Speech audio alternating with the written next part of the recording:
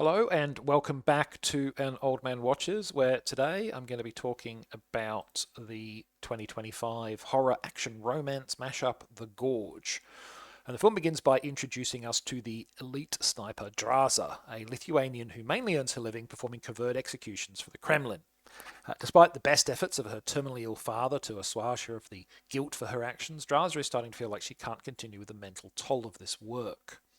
We then meet Levi Kane, a former US Marine scout and sniper.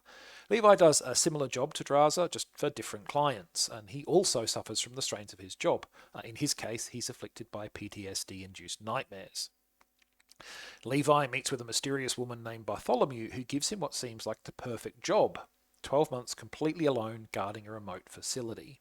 Levi's only contact with the outside world will be a monthly comms check. Other than that, splendid isolation.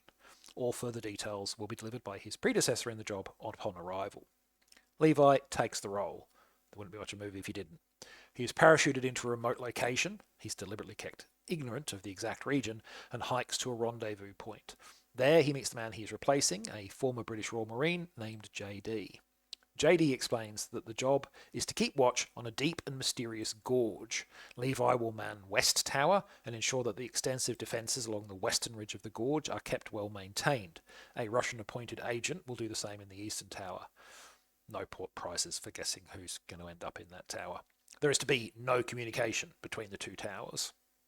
JD further explains the gorge is kept hidden by powerful cloaking antenna, and all these defences are in place to contain monstrous creatures that live within the gorge and are nicknamed the Hollow Men. JD also warns Levi of Stray Dog, an unknown emergency protocol, and the battalions of soldiers sent into the gorge in the late 1940s never returned. JD then leaves, expecting to be exfiltrated, but we see that he is instead killed on Bartholomew's orders. Levi, of course, is ignorant of this and settles into a routine. Several months go by fairly uneventfully. But, as I said, there were no prizes for guessing who the new Russian operative in East Tower is, or that the no communication rule will get broken soon after Levi and Draza first catch sight of each other. Sure, the rules say they're not allowed to communicate, but they're both hot and emotionally wrung out and looking for something to fill the holes in their lives. So you know how that's going to turn out. And that, of course, is going to kick off a whole mess of complications. So Zach Dean wrote the script for The Gorge several years ago. It was included in Hollywood's 2020 blacklist of most liked but not yet produced screenplays. And it finally went into production in 2022 when it secured a director and its two main stars, Miles Teller and Anya Taylor-Joy. Teller's best known previous role was as a drummer in the film Whiplash, while Taylor-Joy, of course, had her breakout performance as a chess prodigy in Queen's Gambit. The Gorge, meanwhile, features scenes where Levi and Draza bond over playing chess and drums. According to interviews, those scenes were in the script before the stars were cast, and they actually asked for different bonding activities, feeling the parallels to their previous career were a bit on the nose, but the director disagreed, so they stayed in. This movie enjoyed moderately good reviews and has apparently been successful since launching on Apple TV, although specific metrics on such things are hard to come by with streaming services, so we basically just have to take their word for it that it's doing well. Is the movie worth chasing down, particularly if it requires you to sign up for a new streaming service? My answer to that is an unequivocal maybe. It depends whether the movie's strengths outweigh its weaknesses, and that's going to be a personal choice that varies from person to person. So here's a bit more detail on those strengths and weaknesses so you can make a more informed decision. And let's start with the good news. Teller and Taylor-Joy are both good actors with plenty of charisma, which is important because for most of the Gorge's 2-hour runtime, it's very much a two-person show, with Draza and Levi as the only characters on screen at all, let alone the only sort of named speaking characters. Fortunately, this duo are up to the task of making their respective characters likeable and sympathetic, while also believably being highly competent snipers and special ops experts. Their respective charisma goes a long way to making their at-arm's length cross-gorge romance believable.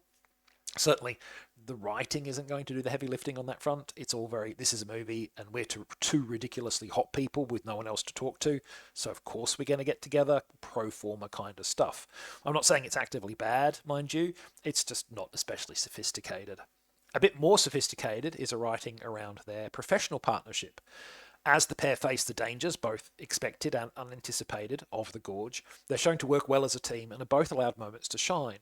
Often these are moments where they bail each other out of a tight spot.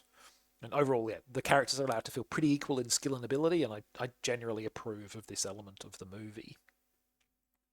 I also generally approve of the movie's visual design. The dangers of the gorge, including the ominously named Hollow Men, look cool, and the various environments of its depths are also well designed. The only aspect that I wasn't completely sold on was the use of different coloured light filters to distinguish various separate zones within the gorge. There's an orange lit zone, there's a blue lit zone, there's a zone where we just use normal lighting.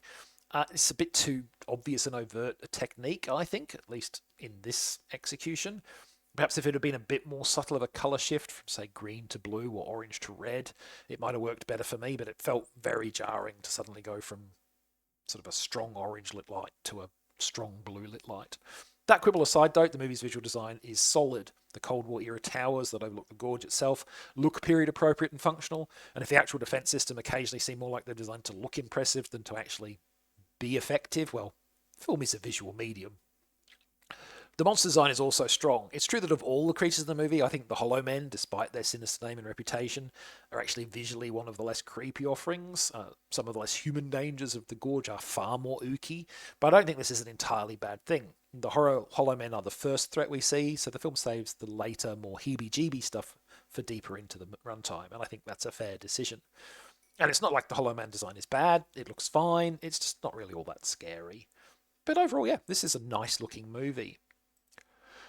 So what's the problem? Well, in a nutshell, the weakness of this movie is that having set up an interesting mystery full of cool questions, what exactly is in the gorge, why is it there, what does it want, the script then proceeds to give us a series of answers where every new piece of information makes the overall scenario less compelling and less interesting.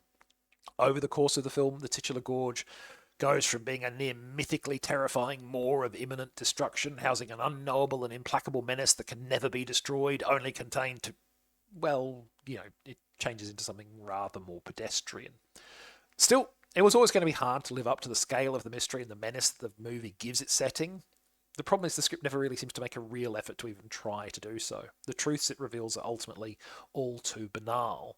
So yeah, The Gorge has a great pair of centres actors, plenty of nice visuals and some good action. If you just watch it as a straightforward action horror movie with an emphasis on the action, it's a pretty good time. But I don't think there's much here that will elevate it above that or make it stick in your memory for long. Next time, 20 years before Hollywood spectacularly failed at adapting Cats to the big screen, the show's creator, Andrew Lloyd Webber, actually produced a small screen adaptation helmed by renowned music and video director David Mallet. It's actually pretty fun, though let's be clear, it's still Cats, and Cats is quite a weird thing to be. But that is next time. Until then, thanks for watching. I hope you enjoyed it, and if you've seen The Gorge, let me know what you thought of it.